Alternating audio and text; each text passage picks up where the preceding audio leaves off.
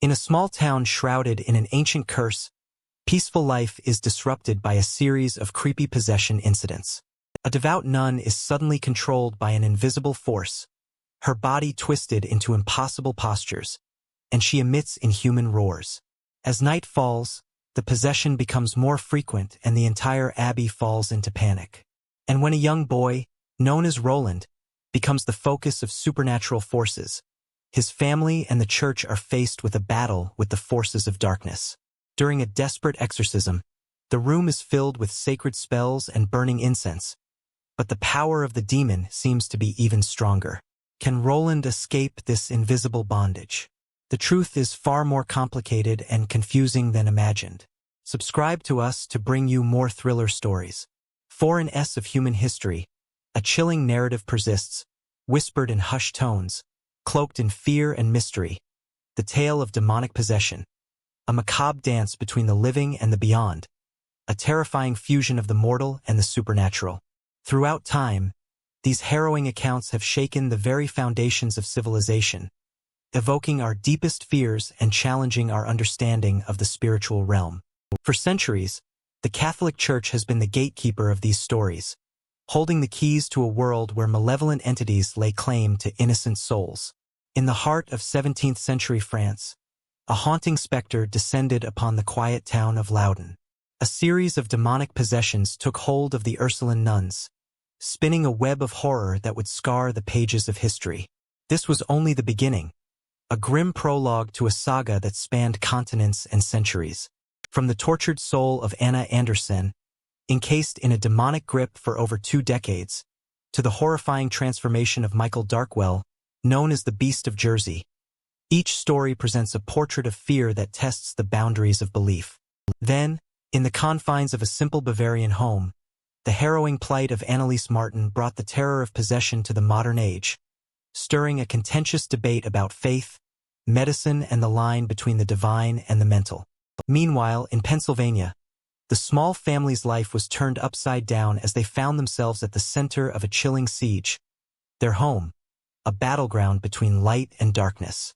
Finally, we delve into the gripping tale that inspired the infamous The Exorcist, the story of a young boy, known only as Roland Doe, whose life became the stage for another worldly power. These 6 stories, shrouded in fear and mystery, reveal a haunting journey through the ages of possession, presenting us with a stark exploration of our deepest fears. The true horror lies not only in the supernatural, but also in our relentless pursuit to understand the unimaginable. Let the darkness unfold as we venture into the terrifying realm of the possessed foreign. The tale of demonic possession is as old as civilization itself, a ghastly thread that weaves through the tapestry of human history, from ancient Mesopotamian clay tablets etching tales of demonic interference to the sacred texts of major religions. The narrative of unseen evil forces has found a home. Ancient law tells of shadows that creep unseen spirits with insidious intent whose sole purpose is to seize control of the living, to twist their bodies and minds into grotesque marionettes. The horror does not stem merely from the malignant entities, but from the chilling transformation of the innocent, their humanity gradually eclipsed by an unseen force of pure malevolence. In this sphere of the sinister and the supernatural, the Catholic Church has long stood as a bulwark against the darkness. This sacred institution, steeped in centuries of tradition and doctrine, holds firm in its belief in the existence of demonic entities, forces of evil that defy the natural order seeking to usurp God's creation. The Church's stance on possession is unequivocal, a chilling acknowledgement of a war waged in the spiritual realm, one that occasionally spills into our reality. But the Church also proffers a weapon against the spiritual warfare: the rite of exorcism, an ancient liturgical practice designed to expel demonic entities endowed with the authority of Christ himself. Exorcists serve as spiritual warriors standing on the front line of this cosmic battle. Yet every battle has casualties, and these confrontations often leave indelible scars on both the possessed and those daring to intervene. This is the chilling backdrop against which our tales of possession unfold, a reality where the spiritual and physical worlds intertwine. Cloaked in fear and their unknown in the dark recesses of our minds, we quiver at the thought of demonic possession, of an invisible malevolence that has the power to rip away our control and thrust us into a horrifying dance of darkness. What ignites this cold dread within us? Is it the thought of losing ourselves, becoming mere puppets in the grip of unseen forces? Or is it the terrifying realization of a lurking malevolence in the corners of our existence, an absolute evil that shares our world unseen? The chill of these stories resonates within us, breaking the comfort of the reality we know and exposing us to the possibility that we may not be alone in our world and that what lurks unseen may not always be benign. We set out on this journey not merely to scare, but to delve deeper, to plunge into the haunting mysteries that have puzzled humanity for centuries. It's an invitation to step onto a terrifying path, to gaze into the shadowy corners of history and spirituality, and to question what we know and probe the depths of what we fear. Through the exploration of these 6 historical cases, we aspire to shed light on the unknown, to unravel the practices of the Catholic Church, and to provide a deeper understanding of the phenomena that have intrigued and horrified us. In equal measure, however, be forewarned as we set sail into these dark waters, where the lines between reality and the supernatural often blur. The accounts that lie ahead are harrowing, the details often disturbing. Stories of possession are raw, real, and stark, often forcing us to confront the uncomfortable reality of human suffering and fear. Viewer discretion is advised. The journey into the shadowy realm of the possessed is not a voyage for the faint-hearted, but for those brave enough to dare in enlightening exploration of their unknown awaits. Oh, the year was 1634. France, a nation bathed in religious tension and political upheaval, stood on the brink of the blood-soaked front, a series of civil wars that would soon tear through the heart of the kingdom. In the midst of this volatile era, the quiet town of Loudon became the setting for a chilling spectacle that would forever echo through history. Nestled amid the rolling French countryside, Loudon was a town of humble beauty, a place where the rhythms of life were dictated by the changing seasons and the tolling of the church bells. Yet beneath this facade of tranquility, a sinister shadow was brewing. At the heart of the town stood the Ursuline convent, a stronghold of piety and devotion, but within its austere stone walls, an unseen malevolence was beginning to stir, an insidious force that would soon hold the convent, and indeed the entire town of Loudon, in its terrifying grip. In these troubled times, the citizens of Loudon lived with an ever-present sense of foreboding. The fear of the supernatural was as tangible as the cobblestones beneath their feet, a morbid fascination interwoven with their deeply held religious beliefs. The stage was set for one of the most chilling episodes of demonic possession ever documented, a horrifying tableau that would mark the town of Loudon with a stain of infamy. Little did the townsfolk know of the terror that was about to unfold, a grotesque dance between the living and the dead that would forever cast a shadow over their quaint pastoral haven. It began subtly, almost imperceptibly, in the hushed corridors of the Ursuline convent.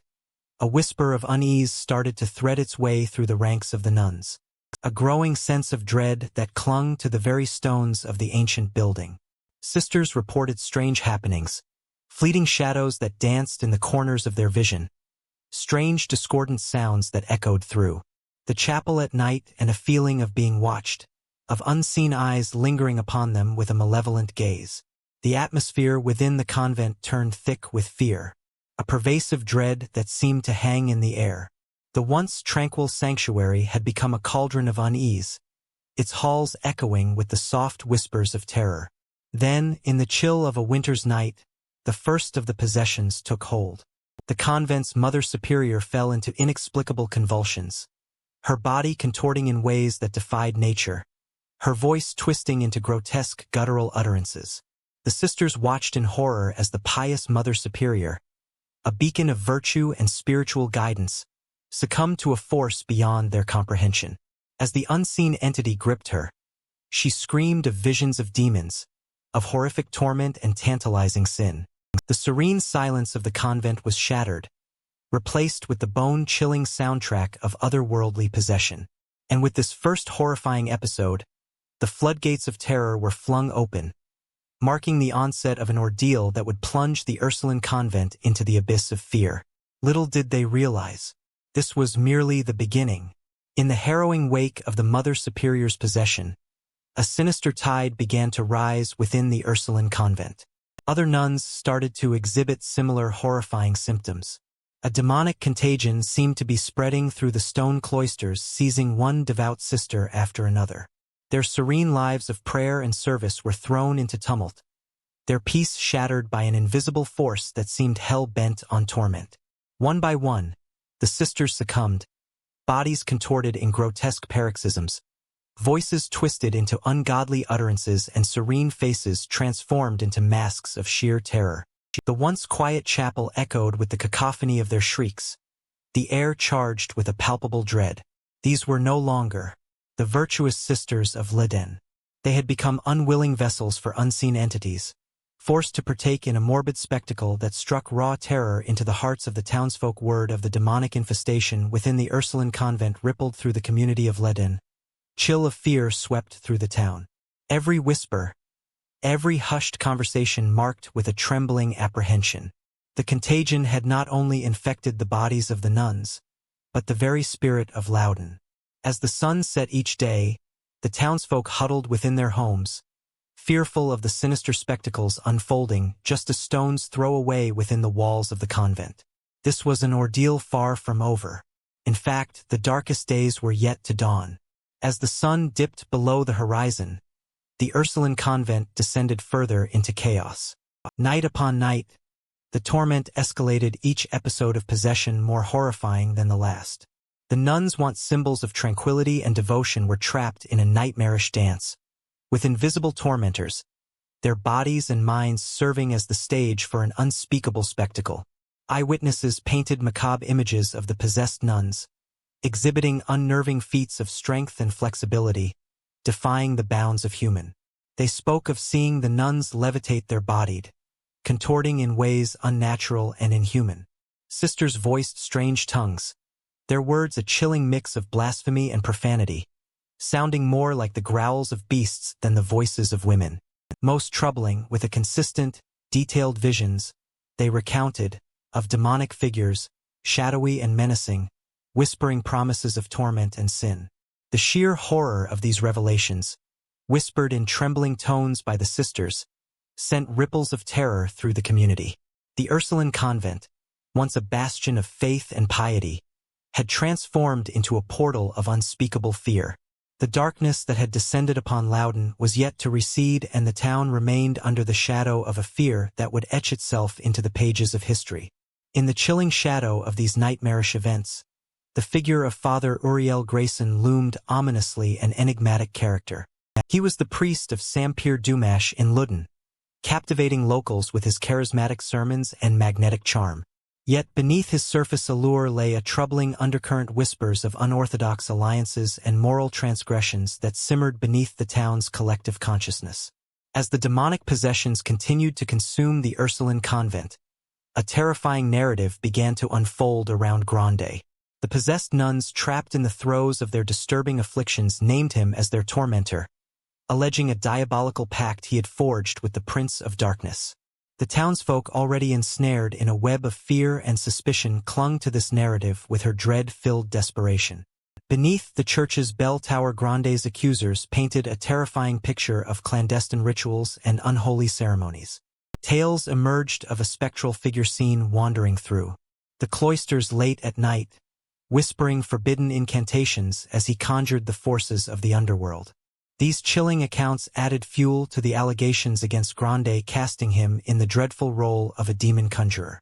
As fear continued to grip, Loudon, Grande found himself at the heart of a trial that was as much a spectacle of horror as it was a judicial proceeding. Witnesses testified with trembling voices, their accounts thick with fear and superstition. Every gasp, every accusation turned the trial into a petrifying narrative of demonic conspiracies and satanic pacts, painting Grande as the orchestrator of the darkness that had descended upon Loudon. This ordeal, the trial of Father Uriel Grayson, would leave an indelible stain on the storied history of exorcism. The town waited with bated breath, locked in the chilling grip of fear, with Father Grandia accused, and the town of Loudon held captive in a vice of fear. The church had no choice but to act. What followed was a chilling series of exorcisms that would remain etched into the annals of history as a macabre dance between good and evil. The scene within the Ursuline convent was as dreadful as it was mesmerizing. Exorcists robed in white, their faces grave with solemn determination, stood before the possessed nuns. The chapel, once a sanctum of tranquility and devotion, had been transformed into a battlefield of spiritual warfare. The air was thick, with the stench of fear, mingling with the scent of holy water and burning incense. One by one, the exorcists approached their distressed charges as they began to chant in Latin voices, resonating in an eerie harmony. The nuns writhed and powered their bodies, convulsing in grotesque defiance. The sacred verses of exorcism, meant to cast out the demons, seemed to incite even more terror within the possessed. Witnesses spoke of disturbing scenes that seemed to defy all rational explanation. Possessed nuns demonstrated superhuman strength, their bodies levitating, contorting their voices, taking on monstrous tones as they spoke in unknown languages. As the exorcisms grew more intense, so did the manifestations of possession, leading to a terrifying climax that left the spectators in stunned silence. Amid this chilling spectacle, the exorcists persisted, undeterred by the demonic defiance. The exorcism rituals, usually a conduit of peace, had become a chilling showdown against an invisible enemy. The outcome remained uncertain. The struggle ongoing each evening as the sun set, it plunged Loudon and further into the depths of a haunting darkness from which there seemed to be no escape. In the aftermath of the harrowing exorcisms, the town of Loudon was left forever marked by the shadow of the events that had transpired. The once bustling streets fell silent, the air heavy with an unseen burden. The dread had subsided, replaced by a haunting emptiness. The echoes of the chilling exorcism still seemed to linger in the town's ancient stone walls, whispering ghostly tales of the horror they had witnessed. Fate of Father Urbain Grande was sealed. Amidst these spectral echoes, condemned by the fearful cries of the possessed nuns and the town's desperate need for a scapegoat, Grandier met a terrifying end. Accused of witchcraft and consorting with demons, he was sentenced to death by burning as the flames consumed him. His anguished screams reverberated through the town, serving as a chilling reminder of the dreadful saga. Yet, amidst the ashes of Grande's life and the haunting silence of the aftermath, an eerie sense of calm descended upon the Ursuline convent. The demonic manifestations that had once consumed the nuns seemed to have dissipated. Their bodies no longer writhed in torment, their voices no longer echoed with monstrous tones. It was as if the infernal presence that had once claimed them had been extinguished with Grandier's life. The exorcisms, it appeared, had been successful, but the legacy of these events lived on, the memories forever seared into the minds of those who had witnessed them. The walls of the Ursuline convent bore silent testament to the horrifying ordeal, every stone whispering tales of the demonic possession that had gripped the town. Even as the ashes of Father Grandier called and the chilling echoes of the exorcisms faded, the haunting tale of the Loudon possessions was far from over. The terror that gripped the town had sent ripples throughout the world, forever changing our perception of the spectral and unseen. The Loudon saga, a chilling dance between faith and fear, innocence and evil, raised questions that transcended its historical context. It brought into sharp focus the very essence of human fear and our desperate struggle to make sense of the unknown. This was not merely a tale of demonic possession. It was a harrowing narrative of societal fears of faith, tested by fire and the darkness that can consume even the most devout. These historical events became a spectral mirror held up to the face of society, forcing us to confront the most terrifying aspects of our nature. The demons that had once tormented the Ursuline nuns continue to haunt us in more ways than we can imagine, taking form in our deepest fears, our harshest judgments, and our most desperate acts. In the silence of the Loudon convent, in the whispers of the town's ancient walls, and in the chilling echoes of Grande's death cries, we find a chilling reminder of the fragility of human sanity when confronted with the unknown. The story of the Loudon possessions is a spectral saga that lingers at the edge of our collective consciousness through our exploration. The specter of Loudon lives on, a haunting presence forever looming in the shadowy corners of our past. Our journey through the spectral annals of demonic possession leads us from the echoing stones of Loudon to the quiet simplicity of a small town in Wisconsin in the early 20th century. Here, nestled amidst the calm, we find an unassuming figure at the heart of another haunting tale. Anna Anderson, a woman whose life would become the stage for one of the most chilling tales of possession ever recorded. Anna's life before the possession was marked by a deceptive tranquility, as ordinary as the serene landscape of her rural home. Born in 1882 to devout parents, she led a seemingly uneventful existence. The details of her early years shrouded in the mundanity of everyday life. Yet beneath this serene surface, unseen shadows were gathering, waiting to cast her into a chilling narrative that would echo through time. Her father and aunt, figures who should have been sources of care and guidance, harbored a darker nature. They planted the seeds of what would become Anna's terrifying ordeal. Anna's father, embittered by his own disdain for the church and a deep-seated resentment, along with her malicious aunt, cursed the innocent girl, calling upon the dark forces to invade her soul. This innocent child, unaware of the malevolent intent surrounding her, began to display disturbing behaviors. As she matured, strangely repulsed by sacred objects, she developed an aversion to churches, her body writhing inexplicably, as if trying to escape an unseen terror. Little did anyone know, these were the harbingers of the horrifying events that would define Anorclan's life and etch her name into the chilling law of demonic possession. The malignant seeds planted by Anna's father and aunt began to bloom into a horrifying spectacle. A specter had found its way into her life, wrapping its cold grip around her soul. The ordinary landscapes of Anna's life started to twist and warp into a dark, grotesque theater of the supernatural. Anna's repulsion towards sacred objects escalated, her body convulsing uncontrollably whenever she attempted to enter a church.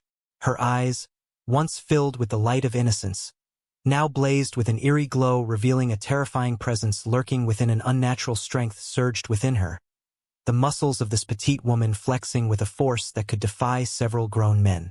Words foul and blasphemous poured from her lips in voices, not her own, spitting venom in languages she had never learned. German, Latin, polished tongues, unfamiliar to the simple Midwestern girl, echoed from her throat in guttural growls and spiteful hisses. Her body twisted and contorted in inhuman postures, her back arching to the point of breaking, her limbs coiling and writhing like serpents. Her behavior took a more sinister turn as she developed an uncanny knowledge of hidden things, revealing secrets about people that she had no way of knowing. This once gentle soul now seemed to harbor a legion of demonic entities, each manifesting their presence in horrific ways. The once tranquil home became a chamber of horrors. Objects moved of their own accord. Shadows danced in the corners of rooms. An icy chill filled the air, and a constant oppressive sense of evil hung heavily over the household. The innocent life of Anna Anderson had turned into a relentless nightmare, a chilling symphony of demonic manifestation. The church, confronted by the horrific manifestation of Anna's possession, responded with its most potent spiritual weapon, the rite of exorcism. Father Theophilus Resinger, a Capuchin monk known for his experience in battling the demonic, was called upon to free Anna from her torment. Yet this would not be a swift victory.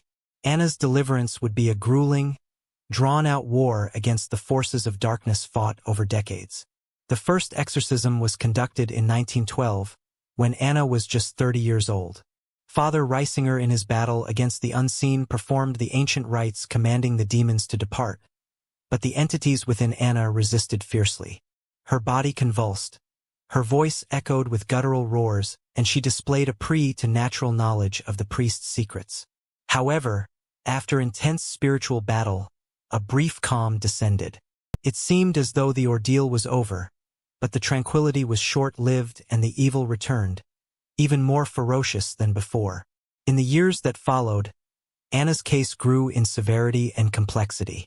Each attempted exorcism only seemed to infuriate the entities further.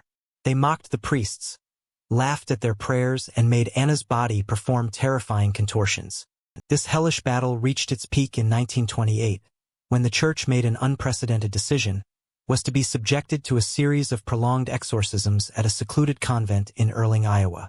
In this isolated location, away from the prying eyes of the public, the chilling theater of exorcism played out over weeks. Reports from these sessions tell tales of levitation, inhuman voices, and hideous transformations. Anna, defying all laws of nature, vomited objects of considerable size, spouted venomous blasphemies, and displayed knowledge of distant events. This struggle marked one of the longest and most grueling exorcisms in recorded history, with the frail woman at the epicenter, caught in a relentless tug-of-war between the sacred and the profane. Anna Anderson's case was notorious, not merely for the duration of her torment, but also for the extraordinary manifestations that accompanied her possession. Witnesses reported phenomena that challenged the boundaries of human comprehension, starkly revealing the darkness within. Perhaps the most unnerving of these were the voices, deep, monstrous tones that issued from Anna's lips. The voices weren't merely unsettling in their timbre. They also conversed in languages that Anna, an American of modest education, could not possibly have known. Ancient tongues, such as Latin, Hebrew, and Polish, were among the languages documented. This, combined with her inexplicable knowledge of the priest's confidential matters and far-off happenings, bore the chilling hallmark of diabolic possession. Furthermore, witnesses to the exorcisms reported instances of levitation amidst the incantations and prayers. Anna's body would abruptly lift from the ground, defying the gravitational force that bound all other objects. The sight of this frail woman floating consumed in her terrifying ordeal is an image that haunted those present for the rest of their lives. Equally alarming was the transformation of her features during her fits. Her face would distort grotesquely, her eyes bulging out in a way that human eyes should not. Her mouth would gape wide beyond normal limits, issuing forth revolting regurgitations. These were no ordinary vomits. They contained an array of objects such as tobacco leaves and husks that she had not consumed in the cloistered walls of the convent. Reality, bent and twisted in a nightmarish tableau, echoing the horrifying struggle within Annacland. A fight not merely for her body and mind, but for her very soul. In a realm where the rules of nature seemed to no longer apply, the horrors of Anorcland's possession took a devastating toll on her throughout the years. The physical strain of her ordeal manifested in disheartening ways. Her once healthy body shriveled into a skeletal figure, skin stretched over protruding bones, eyes sunken, lending her an almost ghastly appearance. It was as though the very life was being drained from her by the unseen entities that claimed her. Yet the physical torment was perhaps only a reflection of the psychological nightmare within Anna. When lucid bore a vacant, haunted look, as if gazing into an abyss only she could see, her existence became a litany of fear, pain, and confusion, a constant reminder of the alien forces violating her sanctity. Sleep, usually a refuge from the world's troubles, held no respite for her. Instead, it was in these vulnerable hours that the demons made their presence most known.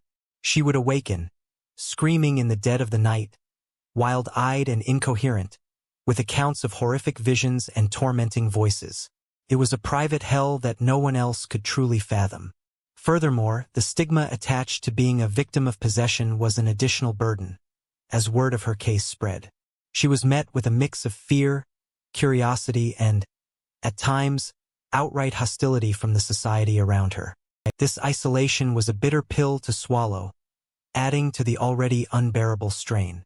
In essence, Anna Anderson's ordeal transformed her existence into a waking nightmare. It was an existence where every moment held potential for terror, every aspect of her being under siege by an intangible yet potent malevolence. It was a chilling testament to the true horror of demonic possession, the complete invasion of self, the eroding of the boundary between the individual and the monstrous other.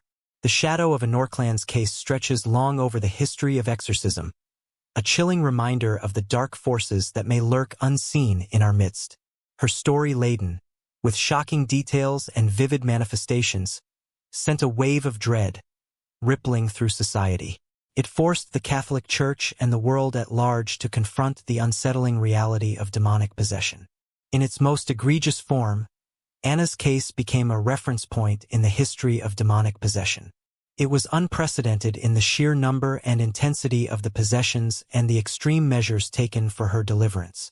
The descriptions of Anna's ordeal were meticulously documented, each gut-wrenching detail serving as a guideline for future exorcisms. Her story prompted a deeper exploration into the nature of possession and the practices to combat it. The Church's clergy were compelled to bolster their knowledge and approach towards exorcism. It sparked increased study into the rites, fueling a drive for a more methodical, comprehensive strategy to face these spiritual emergencies. But the impact extended beyond the Church. Anna's case reverberated throughout popular culture, inspiring numerous works that explored the terrifying premise of demonic possession. Her ordeal was brought to life in books, films, and tales that challenged the boundaries of horror, keeping audiences perennially captivated and petrified. In essence, the legacy of Anna Anderson's case is its enduring testament to the terrifying power of the demonic realm. It's a dreadful narrative that continues to echo through the centuries, a stark reminder of the darkness that may descend when the demonic breaches the human realm, a darkness that once bore the name and Arkland. In the quiet corners of Jersey, on the lush island, nestled between England and France, a man named Michael Darkwell was living a seemingly ordinary life, yet an unseen beast was about to turn his world into a living nightmare, pushing the boundaries of our understanding of terror. Michel was an average man, neither particularly notable nor notoriously infamous. He was known for his humble life running a small, thriving grocery store that was frequented by the island's close-knit community. He was a familiar, comforting presence for many, always ready with a warm smile and friendly banter. Little did anyone know that behind this facade of normalcy, an impending horror was brewing. The year was 1972 and Michel's life was about to take a horrific turn. Ordinary days gave way to a perpetual nightmare, a waking horror that would make his name infamous. A malevolent presence known in whispers as the Beast of Jersey was about to claw its way into Michel's reality, turning his mundane life into a chilling saga of terror that would leave an indelible mark on the annals of demonic possessions. Michel's metamorphosis into the so-called Beast of Jersey stands as a horrifying chapter in the history of demonology. The once jovial, friendly man turned into a horrifying spectacle as he succumbed to something much darker and more insidious. Neighbors began reporting disturbing instances, like hearing guttural growls emanating from his home late into the night. Some even claimed to have seen a terrifying figure looming in the shadows, eyes glowing with an infernal light, a sight that would haunt their dreams for years to come. His physical changes were startlingly shocking.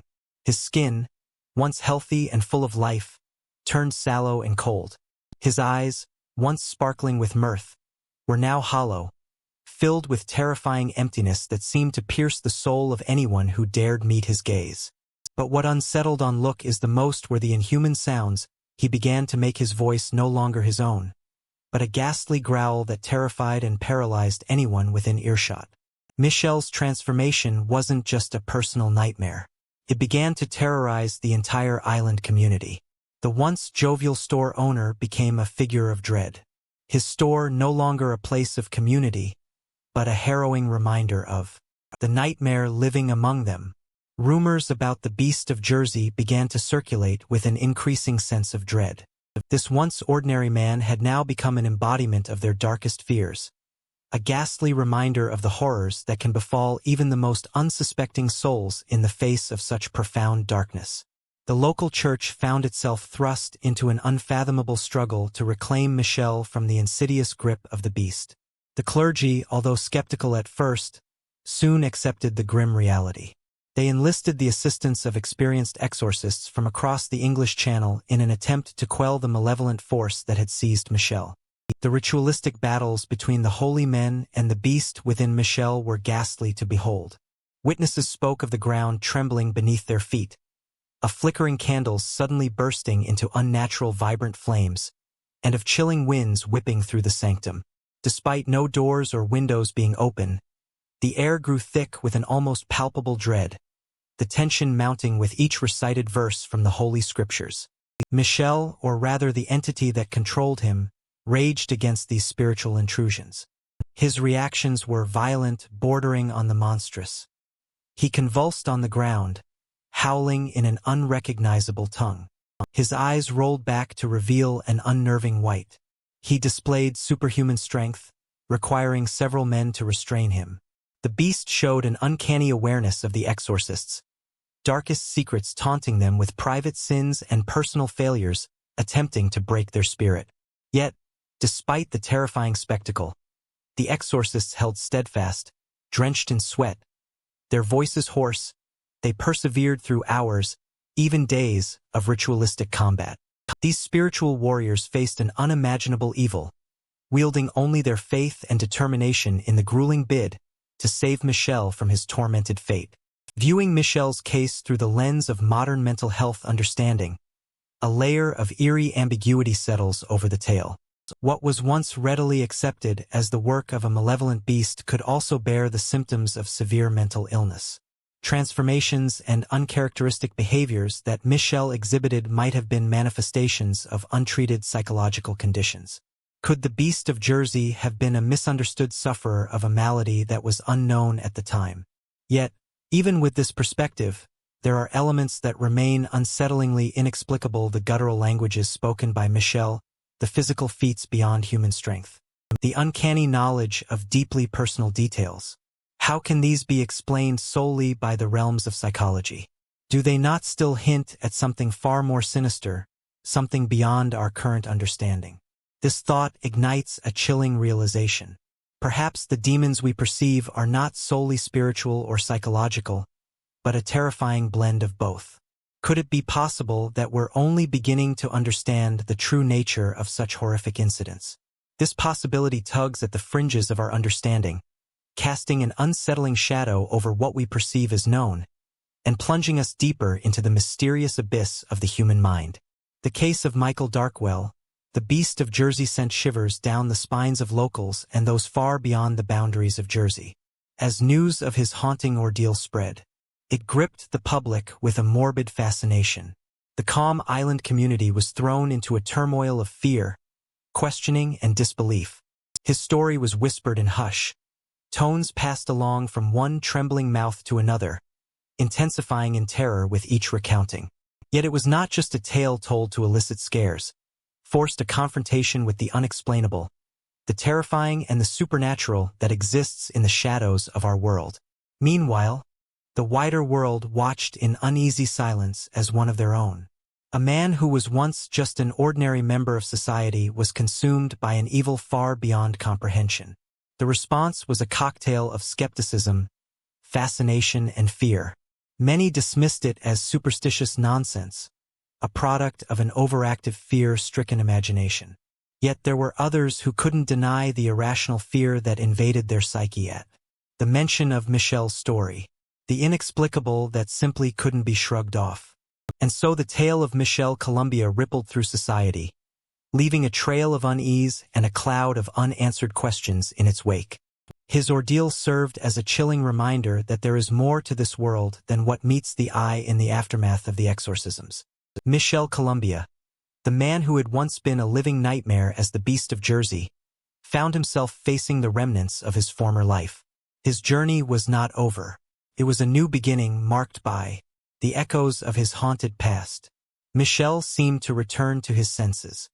His demeanor changed, his gaze, less feral, yet beneath the surface. He was a man haunted not just by the demonic entity that had once possessed him, but also by the memory of the horror he had inflicted and endured.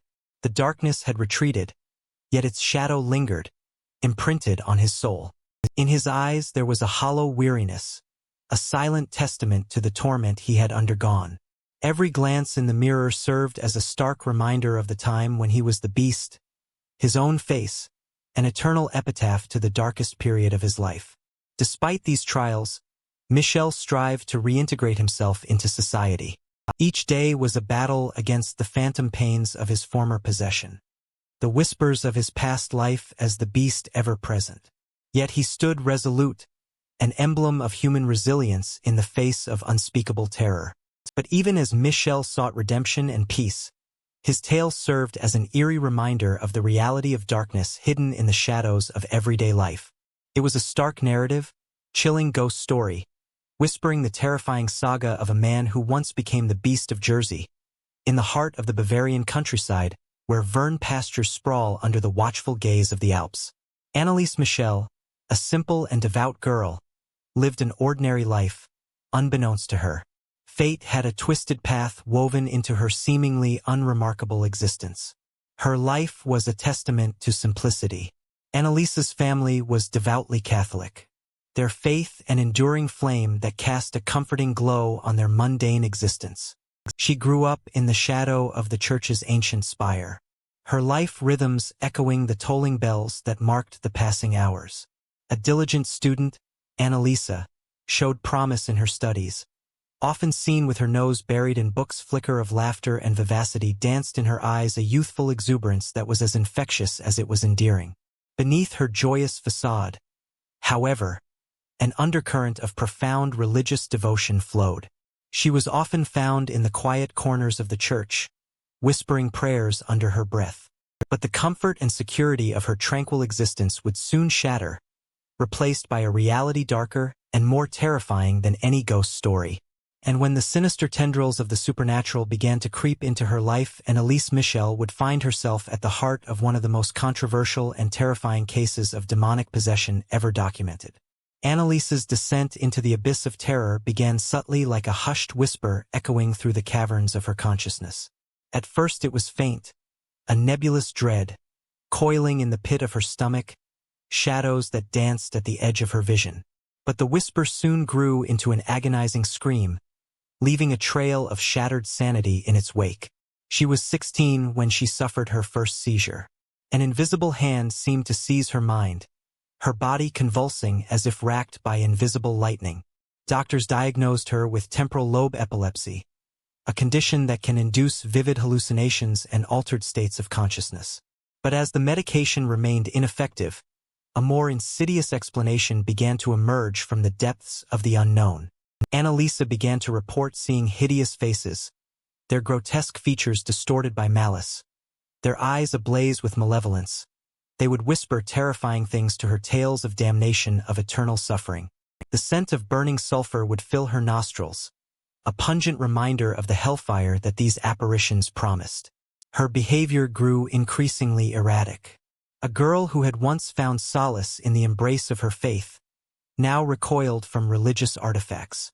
Crosses would burn her skin, holy water sizzled on contact, and the sight of the Holy Scripture would send her spiraling into a fit of uncontrollable rage. The girl who had once found comfort in the church's hallowed halls was now tormented by what seemed to be an unholy force, transforming her life into a living nightmare. This was not the Annelise her family and friends knew. This was something else, something sinister. A sense of dread enveloped her loved ones as they watched her suffer. The horror of her situation was all too real, too palpable. Annelise Martin was not merely ill. She was in the clutches of a terror far more chilling, far more diabolical. She was, it seemed, possessed, plunged into a nightmare. The Martin family sought refuge in the realm of the divine. After all, if medicine could not aid their afflicted daughter, perhaps the grace of God could. Two priests, Arnold Rentz and Ernstad, embarked on an arduous battle against the unseen malevolence that gripped Annelise faith. A battle of spirit, a battle that would span over an excruciating year. The priests performed the Roman Catholic rite of exorcism over 60 times on the beleaguered girl. They reported that Annelise was possessed not by one, but by 6 demonic entities, among them Lucifer, Cain, Judas, Iscariot, and Nero. The implication was horrifying: an unholy congregation residing within a once innocent girl. In the chill of the exorcism room, the air would thicken with tension charged with an electric fear. Annelise would spew vile obscenities, a grotesque parody of the serene girl she once was. She would levitate her body, defying the laws of nature, as it rose from the ground, suspended in a dreadful tableau of the impossible. As they chanted the sacred words of the exorcism, the priests bore witness to terrifying transformations. Annelise's voice would warp and contort into an eerie chorus, each entity taking its turn to his threats and blasphemies. Amid the cacophony, Annelise would shriek and wail, Her cry is a chilling testament to the agony she was enduring. The hours would stretch into infinity the room, echoing with prayers, chants, and demonic vitriol. The priests, firm in their conviction, persisted, matching every monstrous howl with solemn declarations of faith. And yet the darkness within Annelise seemed insurmountable, a relentless tide of malevolence that resisted every effort to banish it. Over a year, the battle raged on a seemingly endless cycle of exorcisms, rest and resurgence of the dark forces. Yet, despite their unwavering resolve, the priests could only watch as Annelise, the unwilling battlefield of this celestial war, wasted away before their eyes. It was a horror beyond reckoning, a testament to the relentless, terrifying power of the unseen. The battle ended in tragedy. Annelise Martin, a life extinguished too soon, succumbed not to the demonic but to the earthly malnutrition and dehydration. It was a chilling end to a chilling saga, but the terror was far from over. The death of Annelise Michel was merely the overture to a macabre symphony of legal battles and public outcry that was to follow. The German state accused the priests and Annelise's parents of negligent homicide. The argument was that they had denied her necessary medical attention, which had led to her untimely death.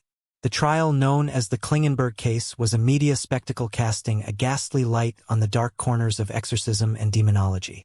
The courtroom became a stage where science and faith clashed in a cacophony of arguments and counter-arguments. The prosecutors contended that Annelise had been mentally ill, possibly suffering from epilepsy and psychosis. Her disturbing behavior, they claimed, was the result of uncontrolled seizures and hallucinations. On the other side of the court, the defense stood firm on the ground of faith, insisting that Annelise was genuinely possessed. They spoke of the abhorrent phenomena they had witnessed, the ghastly voices, the inhuman strength, the aversion to sacred objects. All were signs, they claimed, that pointed to the reality of possession. The public was divided, the scales of opinion perpetually tipping in favor of one side or the other. The fervent believers rallied behind the church and the Michels, seeing the case as an attack on their faith. The skeptics, however, threw their weight behind the prosecutors, appalled at the perceived medieval practices in the modern age. In the end, the court ruled in favor of the prosecution. The priests and Annelise's parents were found guilty of manslaughter resulting from negligence and were sentenced to 6 months in jail, later suspended, and 3 years of probation. Even as the storm of the trial began to wane, a new front opened, this time in the minds of the medical community. The ghostly echoes of Annelise Martin's screams haunted the ivory towers of psychiatry, forcing the denizens to confront a disturbing question. Was the torment of Annelise Michel truly the work of demons? Or was it the result of an all-too-human malady? Modern psychiatry offered a chilling explanation. The dreadful visions, the grotesque transformations, the violent convulsions, could they all be symptoms of not a spiritual but a psychiatric ailment? The key to understanding this lay in the murky waters of Annelise's mind. Psychiatric professionals opined that Annelise may have been suffering from a severe form of schizophrenia, a mental disorder characterized by delusions, hallucinations, and distorted thinking, the alien voices, the intense aversion to religious symbols. The violent outbursts could have been the manifestations of this mental illness. The grim aura of possession they proposed might have been an externalization of her internal turmoil, a mind projecting its nightmares onto the canvas of reality. Another theory suggested temporal lobe epilepsy. This disorder, originating in the brain's temporal lobe, could induce intense visions, auditory hallucinations, and extreme changes in personality and mood. A perfect storm that could have created a psychological landscape resembling demonic possession. The shadow of dissociative identity disorder also loomed large.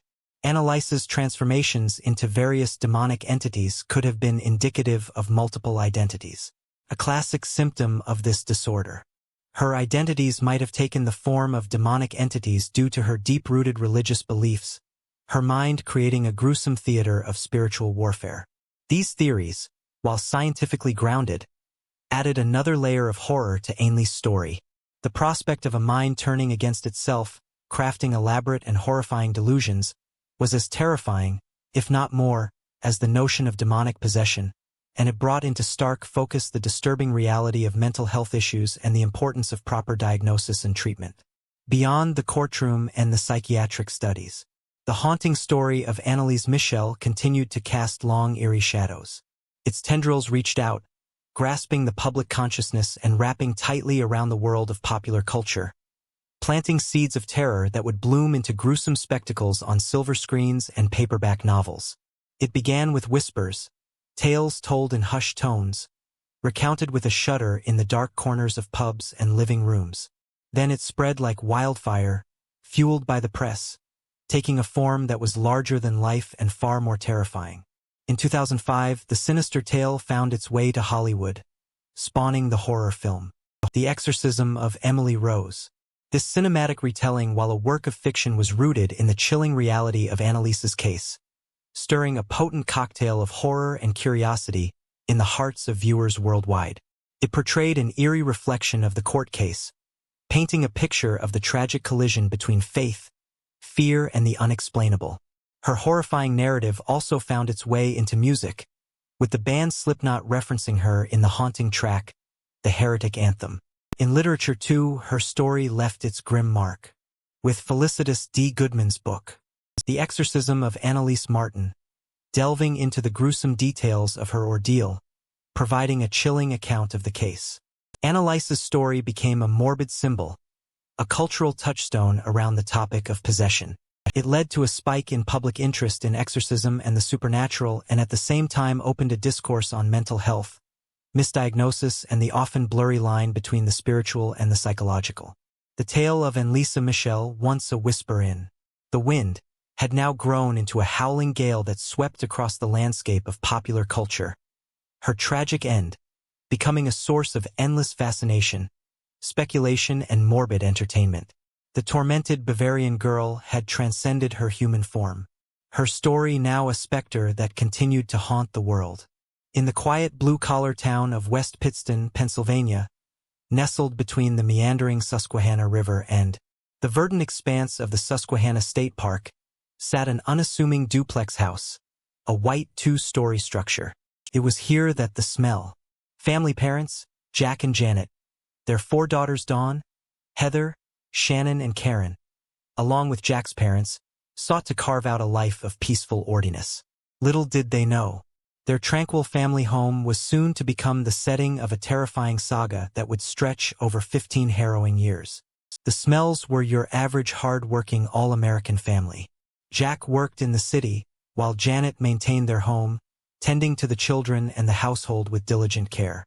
Jack's parents lived on the other side of the duplex, the generations living side by side under the same roof. A picture of familial harmony. In the early years, their life was the epitome of normalcy.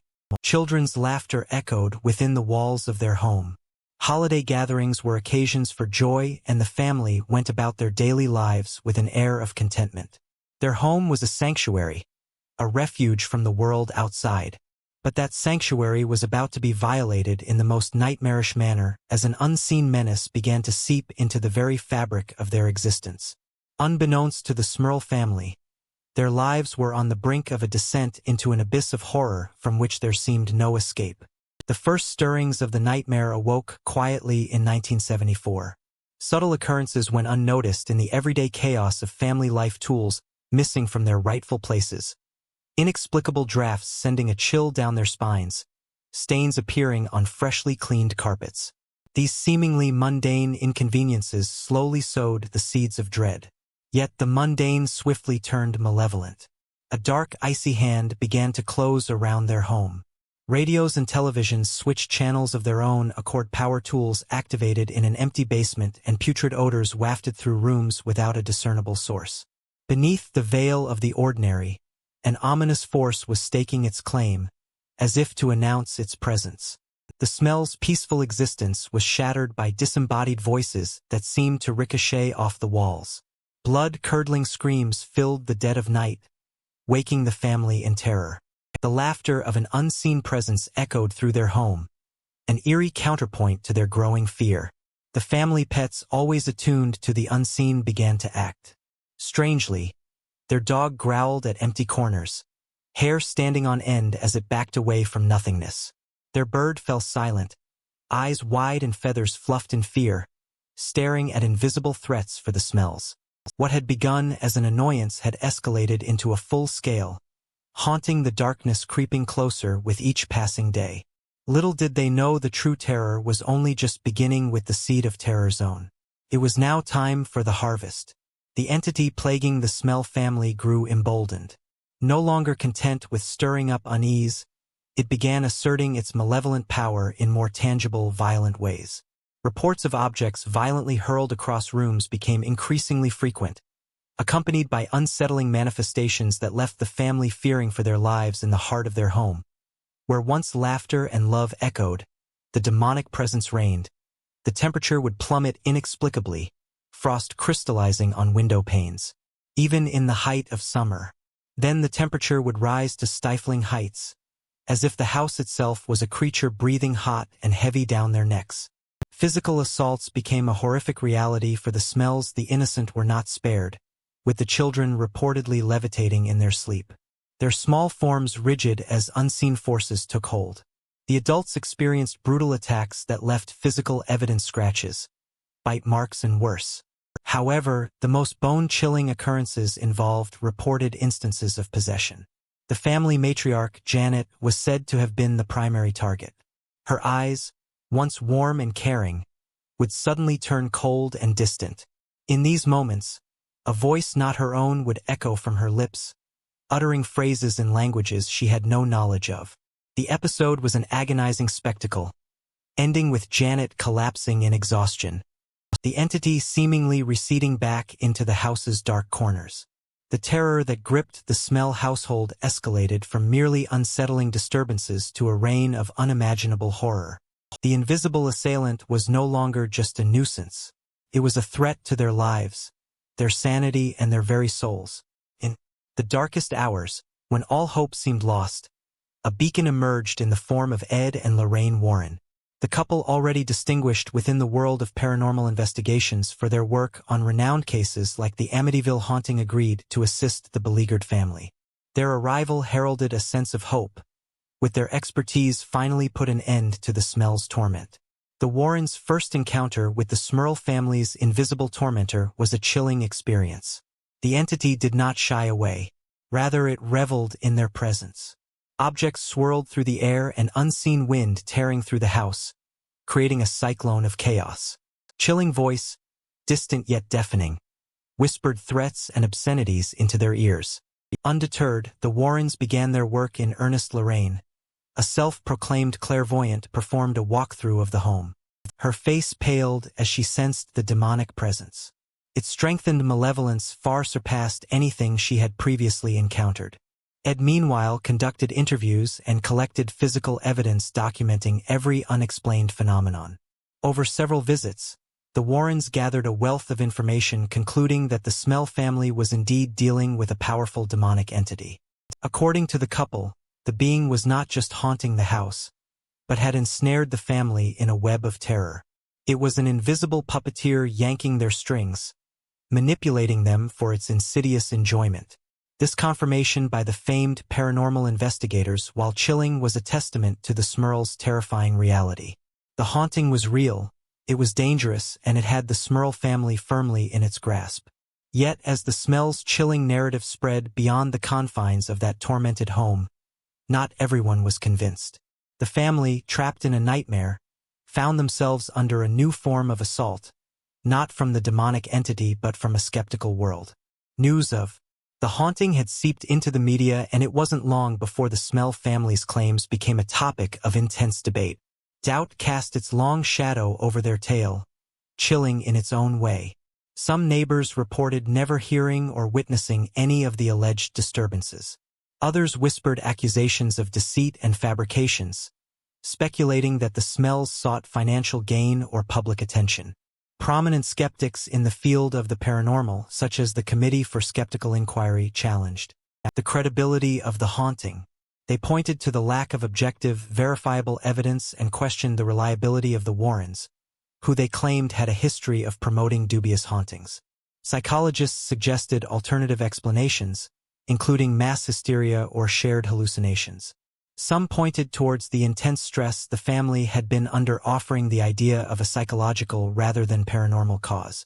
This ignited debates in academic circles, the case of the Smurl haunting oscillating between the domains of the supernatural and the psychological.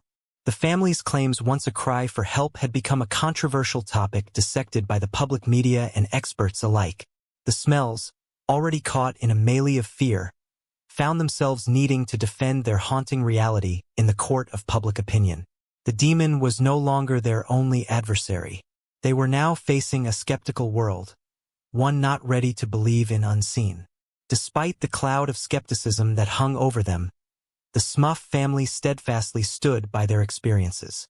Then, just as abruptly as it had begun, the haunting reportedly came to an end. The year was 1986, and the terror that had gripped the family for a grueling 12 years seemed to lose its icy grasp. The silence in their Pennsylvania home was no longer filled with the sinister whispers of a demonic presence, but with a newfound tranquility. However, the specter of the haunting refused to fade away. In fact, the story of the Smurl family found a place in popular culture, their ordeal echoing in books, television programs, and movies. The most famous of these was The Haunted, a book penned by Robert Curran with the Warrens and later adapted into a made-for-TV movie. The Smurl case continues to provoke questions and debate among believers, skeptics, and those in between. Was the Smurl family truly besieged by demonic forces, or were they victims of their own minds, trapped in a psychological maze of fear and stress? The haunting's legacy lives on, not just in its popular adaptations, but in its ability to challenge our understanding of reality.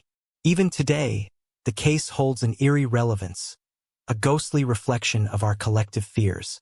It stands as a potent symbol of the terrifyingly intangible, the menacingly mysterious, and their endearing human fascination with the world of the supernatural assuming town of Cottage City, Maryland. A tale unfolded in 1949 that would chill the bones of all who heard it. Roland Doe, draped in a cloak of anonymity, was a boy of just 14. His life unremarkable but for the horror that would soon consume it. An average boy, a lover of games and the quiet tranquility of family life, Roland was oblivious to the nightmare that was yet to envelop him. One winter's evening it began, the mundane comfort of their household was shattered by the inexplicable whispers echoed through the house when no one else was around. The household objects gained a sinister life of their own, moving inexplicably, and an unseen chill permeated the house, and at the epicenter of it all was Roland, a boy suddenly plagued by an unseen terror. The unassuming reality of Roland's existence had morphed into a ghastly tale, one that would inspire the seminal horror film, The Exorcist. What had begun as an ordinary life was now a chilling script in the theater of the macabre, and the tale of Rowan Nightingale would forever remain an alarming reminder of a world beyond our understanding. This was not the end, but the start of a tale that would twist and turn in ways unimaginable, culminating in a shocking climax. The chilling descent into the depths of Roland's torment began subtly. A light flickered, a cold draft swept through a sealed room. A picture frame fell from the wall without cause. Roland, once filled with the spark of youth, was now a vessel of something dark and uninvited. His once playful eyes dulled and glazed over, his laughter replaced with cries of anguish that reverberated through the cold, silent nights. Soon the horrors escalated. Claw marks appeared on Roland's body, as if an unseen beast was marking its territory. The boy's bed shook violently in the dead of night, his body writhing and spasms beyond his control. Inhuman growls echoed from his innocent lips. His speech transformed into an unrecognizable language that seemed older than time itself. And then, in an act that defied all understanding, the boy levitated before the terrified eyes of his parents, suspended in the air by an unseen force for days, weeks, months. Even the terror persisted each day, bringing a new form of torment. No one could say how or when it would end. The relentless possession became Roland's reality, and it seemed there was no respite from the malevolent spirit that held him captive. The boy they once knew was seemingly lost, trapped in a terrifying world beyond human comprehension. Summoning their courage and the power of their faith, a team of Catholic priests, led by Father William Bowden, undertook the monumental task of liberating Roland from the demonic clutches. Bowden, a seasoned priest, had the determination of a soldier going to war, the battlefield being the soul of a young boy. The ritual of exorcism, a sacred rite untouched by time, echoed through the rooms of the house. Latin incantations filled the air, mingling with the scent of sacred chrism, oil, and burning incense. Every corner of the room was sprinkled with holy water, each drop sizzling against the unseen force that held Roland hostage. As the priests began, Roland's body arched in unnatural angles, his voice alternating between pitiful sobs and guttural roars. The room grew icy cold, a terrifying contrast to the boy's feverishly hot skin. Invisible hands seemed to push against the holy men, trying to deter them from their mission. Yet the priest continued reciting prayer after prayer, their voices rising over the boy's anguished screams. Scriptures were read aloud, the word of God piercing the dark presence. Throughout the lengthy process, the crucifix was held firmly, a beacon of light against the encompassing darkness. After several torturous sessions, a deafening roar echoed through the house, shaking its very foundations. The room fell abruptly silent, the oppressive darkness lifting Roland's body, previously rigid and contorted, relaxed, his eyes clear. For the first time in many torturous months, it seemed that the unyielding spirit had finally been banished, leaving behind a scarred but free young boy. The haunting had stopped, but its memory would last for generations. Emerging from the shadows of his tormented past, Roland began a new chapter of his life. A strange calm had replaced the frenzied terror. The boy who had once been the epicenter of otherworldly chaos now became an unremarkable, quiet individual free from the torment that had once gripped him. Roland moved away from Maryland, seeking anonymity in the ordinary. The years passed, and he grew into a man who bore little resemblance to the boy in the chilling tales. He married, raised children, and found solace in a life far removed from the supernatural. Never again did the ominous force that once controlled him resurface. The demonic grip that had seized his boyhood had been released. Meanwhile, the priests who had been instrumental in his deliverance found themselves forever changed. Father Bowden, in particular, was profoundly affected. For the rest of his life, he offered a daily mass for the boy. He saved the ordeal, deepening his own faith. The priest, who had been a mere spectator to the supernatural, became a lifelong testament to the battle between good and evil. The collective accounts of the priests, laden with terror and resilience, were quietly stowed away in the secret archives of the church. Yet whispers of the story escaped, slowly seeping into public knowledge, stirring curiosity and horror in equal measure. The anonymity of Rowan Nightingale preserved. The ordeal became a chilling reminder of a battle fought and won against darkness. When whispers of Roland's chilling tale began to infiltrate society, it wasn't long before they reached the ears of William Peter Blatty, a burgeoning writer. Blatty found himself gripped by the young boy's tale of possession and exorcism. This macabre saga was perfect material for the work he envisioned over the years. As Blatty penned his novel, the eerie details of Roland's ordeal seeped into the fabric of the narrative. The character of Regan MacNeil was born a parallel to Roland Doe, an innocent besieged by demonic possession. Blatty's writing was as much a journey into the dark recesses of fear as it was an exploration of faith and the power of good over evil. In 1971, his novel was released under the title, The Exorcist. The public was instantly captivated, drawn to the chilling tale and the questions it provoked about the supernatural and spiritual warfare. But the tale was not confined to the pages of a book. Soon Hollywood saw the cinematic potential in the horror-laden narrative. The screen adaptation of The Exorcist, released in 1973, shook the very foundations of horror cinema. Audiences around the globe were confronted with the now iconic head-spinning green vomit, spewing terror, inducing portrayal of possession, immortalizing Roland's harrowing ordeal in the annals of pop culture. Though the haunting had ceased for Roland, the world was just beginning to feel the chilling echoes of his terrifying experience in the shadow of the silver screen's horrific portrayal. The tale of Rowan Nightingale has continued to both fascinate and divide. Skeptics questioned the validity of the reported possession and the subsequent exorcisms, citing the human mind's capacity for manipulation and the effect of societal and religious influence on the young impressionable Roland. On the other hand, believers in the supernatural argue that Roland's case stands as one of the most compelling pieces of evidence for demonic possession. Their stance is bolstered by the numerous eyewitness testimonies and detailed reports from highly respected individuals of the clergy who were directly involved in the exorcism rituals.